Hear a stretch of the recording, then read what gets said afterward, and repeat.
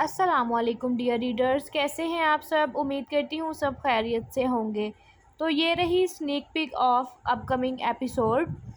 तो यार बहुत से लोग कहते हैं कि आप टाइम पे एपिसोड अपलोड नहीं करती। यार मेरे घर का जो वाईफाई है ना बहुत स्लो है, यानी कि वीडियो अपलोड करने के मामले में बहुत स्लो है, इसलिए बस देर हो जाती है। और तो कोई बात नहीं है, एपिसोड तो मैं जल्दी लिख लेती हूँ मगर अपलोडिंग में बहुत ज़्यादा टाइम लग जाता है। और लेट वो कुछ इसलिए भी आती है क्योंकि आप लोगों का रिस्पांस बहुत गंदा हो गया है। जो लोग नहीं देते उनकी बात कर रही हूँ, बहुत ही गलत बात है। मैंने तुम सबको पकड़ के बहुत मारना है अगर तुम सब ने रिस्पॉन्स अच्छा ना दिया तो, याद रखना, वरना मैंने एपिसोड नहीं देनी, धमकी दे रही हूँ सबको।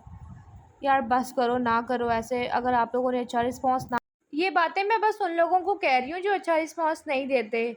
उन लोगों के लिए लव यू है, मेरे प्यारे प्यारे लॉयल रीडर्स जो ऑलवेज़ कमेंट करते हैं।